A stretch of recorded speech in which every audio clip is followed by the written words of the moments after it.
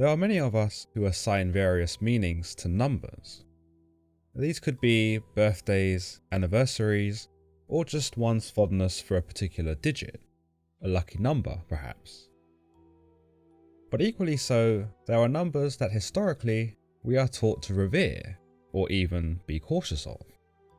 The number 13, for example, is believed to bring misfortune, or bad luck, and though there is no justification for such a claim, people will go out of their way to avoid the number 13 as if their life depended on it. Such a number is even categorized as a legitimate phobia, and is known as triskaidekaphobia, the extreme superstition of the number 13. Meanwhile, to Chinese communities, the number 4 is considered to be a number worth being cautious of, likely because it is pronounced the same way as the Chinese word for death, sei. Interestingly, in Hong Kong and other East Asian communities, it is not uncommon to find buildings completely omitting the 4th floor so as to avoid unnecessary catastrophe. Among more Western cultures, however, particularly those of a religious inclination, the number 666 has always had some dark and grievous association with Satan himself, and to some is a number that the devil's followers sport and celebrate. It's not uncommon in modern pop culture to find the number haphazardly attached to films about demons or the devil, and it's not uncommon to find the number stitched arbitrarily to anything that remotely promotes a more sinister vibe, whether this be horror movies, edgy metal music, or pretty much any medium trying to evoke a response from an audience. Truth be told, the number 666 has always been controversial, and the usage of this seemingly innocent number 6 being thrust together to create something more foreboding has always been eye-catching, regardless of how cliché it's become. But why does the number 666 have such a bad rap? What significance does it have to the devil? Why are we so inherently shocked to see such an alignment of numbers? And what does it really mean to have what is known as the mark of the beast? The Bible predominantly speaks of the mark of the beast in the book of Revelation, a portion of the Bible that some might say is the most creative and terrifying. It has been considered a treasure trove for inspiration, given the amount of wild characters and creatures that John relays to us in his visions, some of which are so fascinating they boggle the mind. It is the beast, or 3 beasts to be precise, that happen to stand out in these chapters, those which have been dubbed by readers to be the unholy trinity of monsters. One is thought to have been Satan in the form of a dragon, who summons the second ungodly beast from the sea, one which many have speculated was actually a manifestation of the Roman Empire, or the Antichrist, one who mimics the ways of Christ in an effort to lead the masses astray. The third is believed to have been the false prophet, the beast of the earth, one who promotes the Antichrist and breathes life into the ultimate deception. All these beasts, including Satan himself, are most certainly imposing figures and exhibit characteristics that are both epic and horrifying at the same time. Yet of all these beasts, it is the beasts from the sea and the earth which are mostly linked to the concept of the 666 mark. John tells us in the book of Revelation, "And I saw a beast coming out of the sea. It had 10 horns and 7 heads, with 10 crowns on its horns, and on each head a blasphemous name. The beast I saw resembled a leopard, but had the feet like those of a bear, and a mouth like that of a lion. The dragon gave the beast his power and his throne, and great authority. One of the heads of the beast seemed to have had a fatal wound, but the fatal wound had been healed. The whole world was filled with wonder and followed the beast. People worshipped the dragon because he had given the authority to the beast, and they also worshipped the beast and asked, 'Who is like the beast? Who can wage war against it?' we understand that this is the first beast that is risen from the oceans by Satan in his dragon form, and that this beast possessed 10 horns and 7 heads, and that to John it looks similar to a leopard, but with the feet of a bear and the mouth of a lion. This great beast that came from the sea appears to immediately captivate the world, and there are those, presumably in the masses, who will flock to it and become enraptured by it, so much so that they will forget about their God and place all worship upon it and the dragon. The beast from the sea is also able to talk, as John later reveals to us, and it uses its voice to slander God and convinces its followers to turn against him. It achieves authority over every tribe, people, language, and nation, and all inhabitants of the earth will come to worship the beast, all except those righteous few who have had their names recorded by God. Now, there isn't much here to associate with the mark of the beast so far, but it is when the first beast of the sea introduces the second beast of the earth do we come to understand the biblical explanation for the number 666. John tells us, "Then I saw a second beast coming out of the earth. It had 2 horns like a lamb, but it spoke like a dragon. It exercised all the authority of the first beast on its behalf, and made the earth and its inhabitants worship the first beast, whose fatal wound had been healed. And it performed great signs, even causing fire to come down from heaven to the earth in full view of the people. Because of the signs, it was given power to perform on behalf of the first beast. It deceived the inhabitants of the earth. It ordered them to set up an image in honor of the beast who was wounded by the sword and yet lived. The second beast was given power to give breath to the image of the first beast, so that the image could speak and cause all who refused to worship the image to be killed. It also forced all people, great and small, rich and poor, free and slave, to receive a mark on their right hands or on their foreheads, so that they could not buy or sell unless they had the mark, which is the name of the beast or the number of its name. This calls for wisdom. Let the person who has insight calculate the number of the beast, for it is the number of a man. That number is 666. As we can see, this second beast of the earth is critical to understand the origins and meaning, at least from a biblical sense, of the mark of the beast, that which John does a fairly good job of explaining anyway. This second beast is considered amongst believers to be the false prophet, he who comes in the times before the return of Jesus to dissuade followers and convince them to follow him instead. Though he takes the appearance here of a lamb with 2 horns, his role as a false prophet is maintained in his actions. As we can see, he goes on to convince the earth to worship the first beast, which appears to be his primary objective, and even demonstrates powers to humanity, such as raining fire from heaven, in an effort to prove to them that he is who he says he is. John tells us that this beast deceives the inhabitants of the earth, and is so convincing in persuading the earth to do as he says, that he's able to establish a system whereby any who revoke him are killed. This same system that the second beast enforces enables the mark of the beast to be stamped upon every person in existence, whether they be rich, poor, common, or famous. The mark is not just a stamp of allegiance to the beasts, however, those who are brought about by Satan, but as John tells us, it also makes it so that those who are not stamped cannot buy or trade, thus are not eligible for food, shelter, or wealth.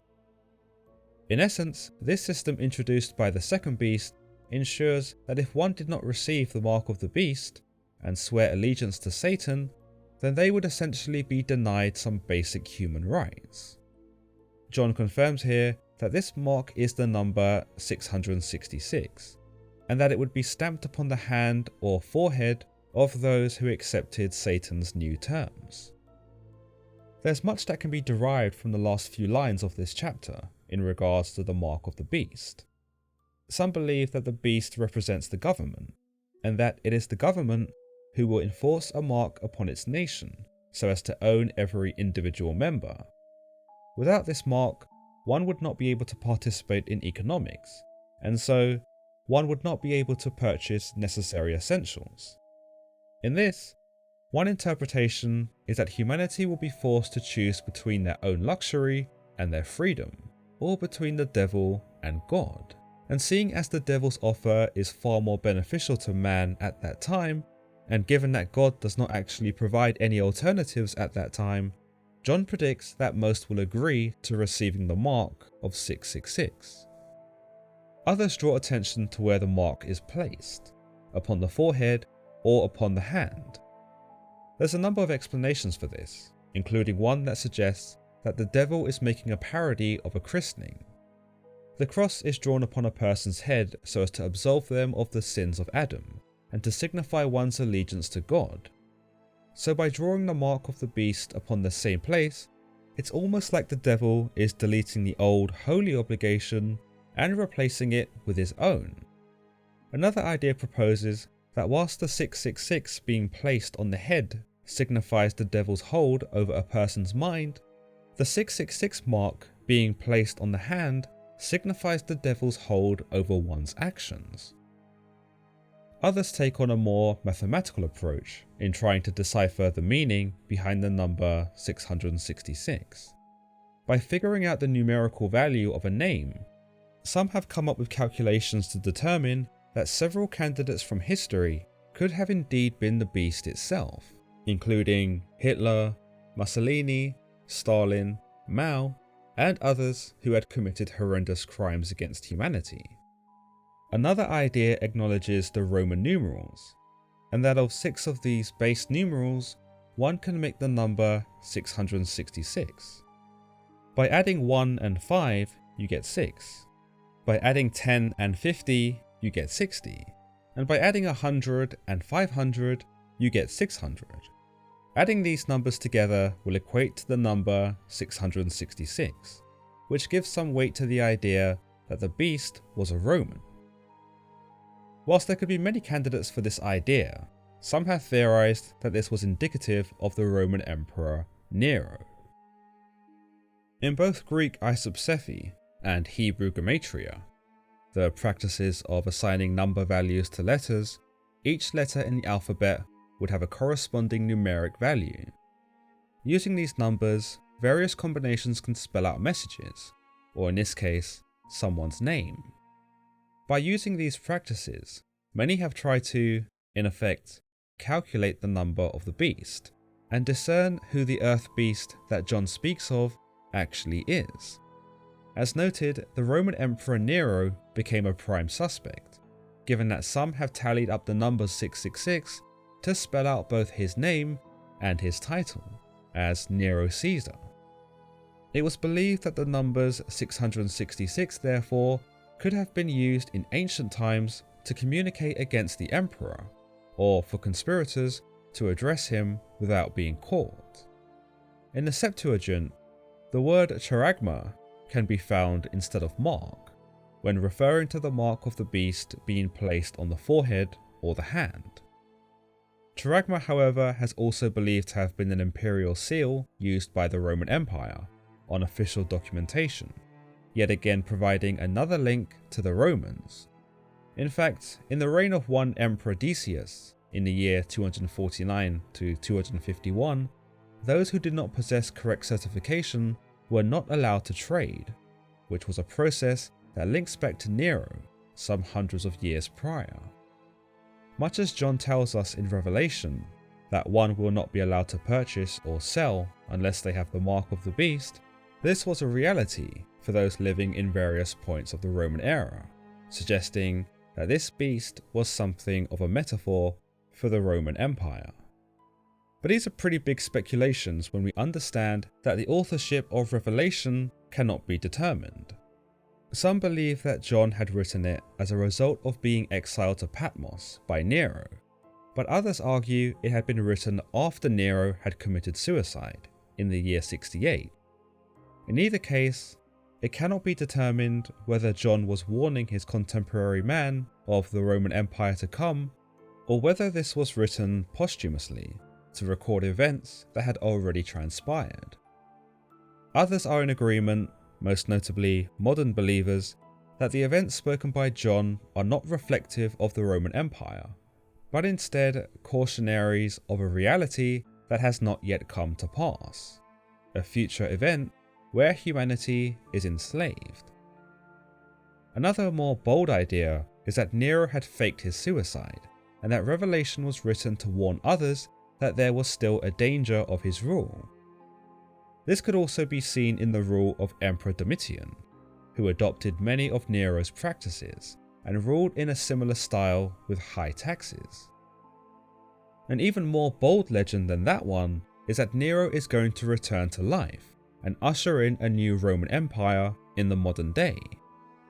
Nero's harsh rule had such a lasting effect on the Romans that there was once widespread belief in the years after his death that he would return somehow.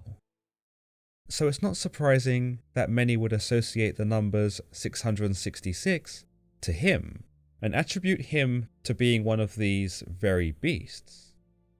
A final point on the mark of the beast being associated with Rome comes from a view that the mark was actually the stamped image of the emperor's head, that which was stamped onto every coin of the Roman Empire. This mark would symbolize power and the overarching reach of Rome's economic influence. If one refused to use Roman coins, or refused to accept them, they would not be able to trade for food and other resources. In this, Christians of the time were forced to acknowledge the Roman emperor, and forced to value his image more than they were probably allowed to when under the eyes of their God. Much like John of Patmos tells us in Revelation, without acknowledging the beast, or succumbing to his conditions, one would not be allowed to trade. It might also be said that as money became more and more prominent, many came to value such a currency over God, and would come to realize that they could live in abundance without their deity, if they had enough of it. Because the Roman emperors were stamped on the coins, the emperors would become synonymous with money, and thus, to some, their image would become more valued than that of gods. The number 6 itself is also believed by some to be what is known as the number of man, or a number of imperfection, while the number 7 was believed to have been a number of perfection. In this idea, it's understood that God took 7 days to create the world, and because 6 is 1 short of 7, it can imply incompleteness, or something that is flawed. Because humans are innately flawed, humans can be associated with the number 6, or the number of man. Additionally, we also see in the Bible that statements can be repeated 3 times for emphasis. For example, the seraphim fly around the holy throne of God singing, "Holy, holy, holy," instead of just saying it the one time. In this, saying 6 3 times, 666, is an emphasis of imperfection, and could encompass not just the imperfection of man, but also resemble the transgressions that man has against God, those which may include the worshipping of the devil over him. Furthermore, another idea to support this is from some Greek beliefs, where the number 888 is symbolic for Jesus Christ. In this, the number 666 is not an isolated and arbitrary number thrown out by John in Revelation, but can also be accompanied by the number 777, which stands for the ultimate perfection, or 888, which again stands for Jesus and the divine. You'll also notice that in the final lines of chapter 13 of Revelation, we see John make a plea to his audience, telling them that the discerning of the beast will take some wisdom, and that it will be only someone who has great insight and knowledge who will be capable of doing this. He states, "This calls for wisdom. Let the person who has the insight calculate the number of the beast, for it is the number of a man. That number is 666. With this statement, it is not necessarily John rallying his audience to decode the exact identity of the beast in human form, but instead to be mindful and recognize the beast when it appears. Another key aspect to take note of when it comes to the mark of the beast is the actual marking itself. We've seen marking used throughout history as a form of punishment, usually that which is known as branding. In the early chapters of Genesis, we see God brand Cain and curse him to eternal life for having murdered his brother Abel. This might very well be one of the early inspirations for branding throughout history, and because God was thought to have started it all off, it makes sense that some would believe that the devil was trying to copy God by also branding his own people, not necessarily for any significant reason, but more so to mock God and to parody him. Yet others believe that the marking upon the forehead and hand is not actually a physical marking, but that this is a metaphor for the marking of the spirit, something that is not seen by the human eye. In this, no one would really know if one another were marked by the beast, and though their lifestyles or choices might indicate otherwise, no one can actually know for sure. It stems back to the old idea that only God can cast judgment, and thus, if anyone else attempts to, they are foolish, for they could not possibly know whether another person was good or bad, nor is it their job to. Another interesting thing to note from this section of Revelation is that those who do not receive the mark of the beast may be killed by the beast, or by his followers. Yet John does state here that if anyone is to go into captivity they will go. If anyone is to be killed with the sword they will be killed. This calls for patient endurance and faithfulness on the part of God's people. In this, we can tell that God will allow his people to be killed by the beast, and that the beast will have complete authority over the earth during this time. It might be said that this is the final test by God to humanity, in that he is determining who truly deserves a place in the eternal heavens. Of course, with his absence, this allows for the beast to commit many horrors upon those who have not sided with him. But from John's words, it is understood that those who refuse to give in and are slain by the beast will earn a place in the heavens automatically for their loyalty and resolve. In any case, it is general consensus amongst believers that Satan will seemingly have the upper hand during this time, something that John of Patmos most certainly suggests, and that he won't have to work hard in convincing others, even believers themselves, to join his side. It is believed that to non-believers, Satan will appeal to their wants and desires, and ultimately make them an offer that they cannot refuse, such as conditioning their ability to spend and earn money. Yet to believers, he will trigger their need and want for a physical deity. For those who are eager to see the return of their God, will likely find it hard not to rejoice at the sight of something so miraculous. By preying on this relief, or fear, that a believer may experience, Satan will be able to corrupt the unwitting, and again, won't have to exert himself to tempt these people to his side. It might be said that the mark of the beast can be defined by that which we cling to the most and that which we fear losing. But let me know your thoughts on the mark of the beast in the comments below, and as always, if you've enjoyed today's episode, then don't forget to give it a thumbs up, and don't forget to subscribe for more content just like this. Until next time.